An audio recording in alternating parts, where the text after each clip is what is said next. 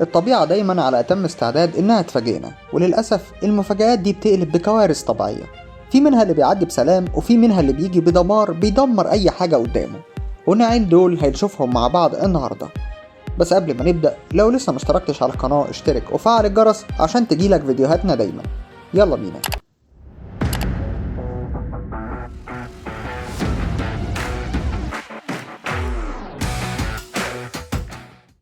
تخيل عاصفة تضرب دولة، ومن كتر الأمطار كانت شدة المية كبيرة ومنسوبها عالي لدرجة إنها شالت معاها البيوت ومشيت بيها. يا ترى الناس اللي جوه البيوت دي عاملين إيه؟ ده غير المنظر اللي عملته في الشوارع. تخيل شوارع كنت بتمشي فيها تختفي تماما، وتلاقي البيت بتاعك على البحر، واحتمال يروح مع المية. إعصار في وسط الصحراء، ويقال إن الشخص ده مفقود لحد النهاردة. يا عم يا ريتك كنت جريت.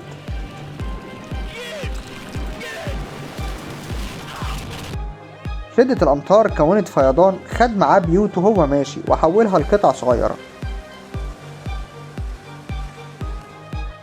اللي انتوا شايفينه ده ثوران بركان، والعاصفة هناك عاملة دوامة من نار واصلة لحد السماء.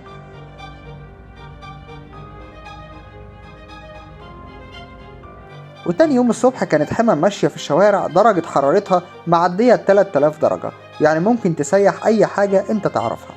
مين اللي ساب العربية دي هنا؟ منظر يزعل والله.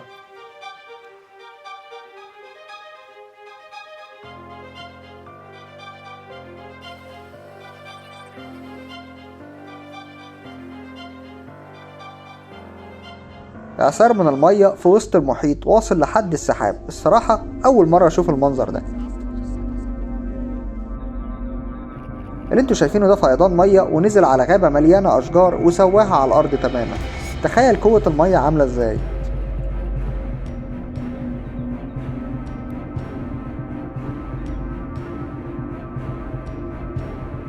في الصين عاصفة من كتر شدتها كانت بتحول البيوت لأجزاء صغيرة. سبحان الله.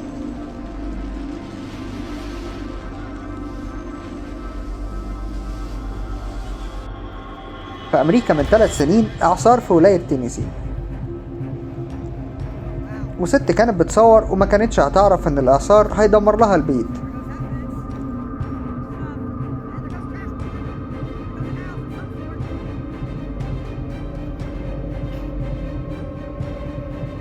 في الهند عاصفة كبيرة جدا كانت بتحرك العربيات والتكاتك من مكانها.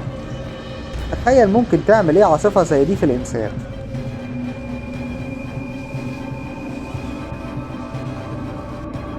اللي حصل ده حالة مد وجزر قوية جدا، وباختصار كانت سحبت المية للمحيط ورجعتها تاني مرة واحدة.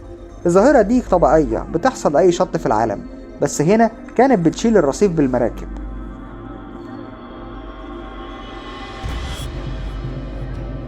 لما بيحصل إعصار بتبقى كارثة كبيرة جدا للمكان. تخيل يبقى في برق بيضرب الإعصار كمان. منظر مرعب.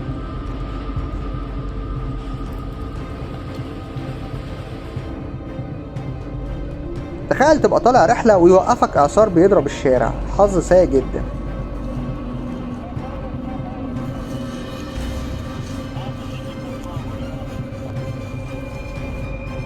تخيل تسمع صوت مرعب جدا من السماء، والطيور تنتبه وتمشي وانت مش فاهم فيه ايه، وفجأة البرق يضرب عمدان الكهرباء. جماعة طالعين رحلة لقوا الطريق كله اختفى بسبب انهيار في الجبل بقاله مئات السنين، وما افتكرش ينهار غير يوم الرحلة. حظهم سيء جدا.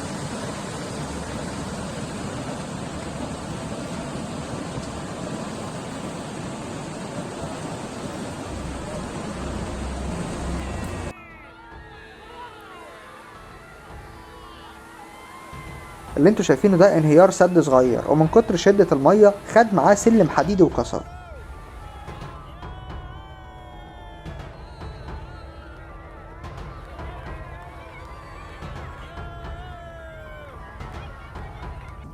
تخيل تبقى قاعد في الضلمة ويجي البرق ينور لك المكان في جزء من الثانية. الفيضان ده ناتج من أمطار كتيرة، واللي خدت معاه البيوت بالمنظر ده. تخيل تبقى قاعد في البيوت دي هتعمل ايه؟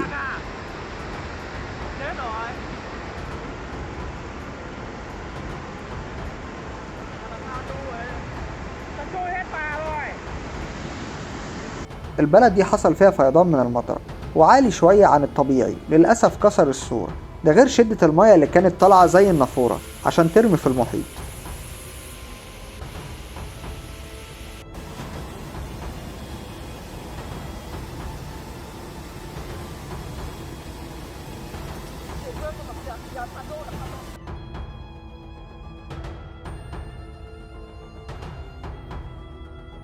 خطأ هندسي واحد كلف ناس كتير حياتها. تخيل تكون رايح شغلك ولسه هتعدي من الكوبري، هتقول لمديرك ايه ساعتها؟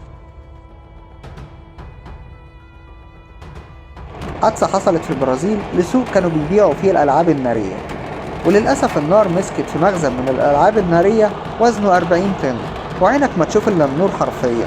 ودي تعتبر أكبر كمية ألعاب نارية اتضربت في العالم عن طريق الصدفة.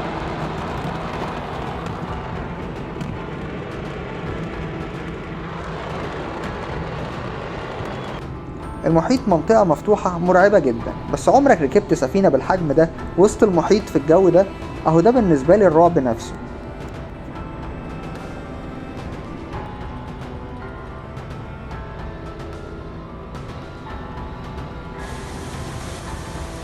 فيضان كبير جدا لدرجة إنها بتشيل العربيات من مكانها. تخيل تصحى من النوم ما تلاقيش عربيتك تحت البيت وتلاقي نفسك عايش على البحر.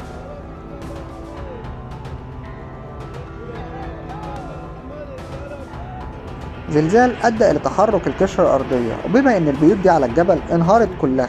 ربنا يستر على أهل البيوت دي.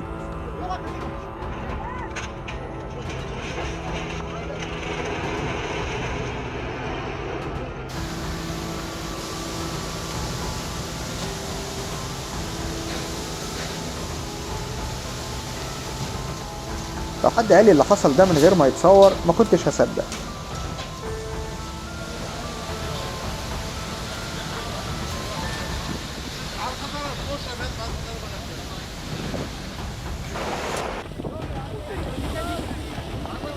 صدقني لو حصل معايا الموقف ده هنزل من العربية اسجد سجدة شكر لله. انا بيني وبين الموت حتة. الفيضانات ظاهرة طبيعية مفيش اي قوة تقدر تقف قدامها، فلو شفت منظر زي كده ما تصورش، اجري احسن.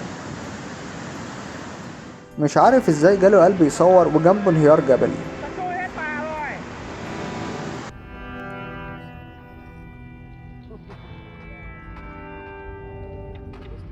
للأسف الفيديو خلص. لو وصلت لحد هنا اعرف ان الفيديو عجبك، يا ريت تدعمني بلايك واشتراك عشان انزل الجزء التاني، ولو ما اشتركتش على القناة اشترك وفعل الجرس عشان تجيلك فيديوهاتنا دايما.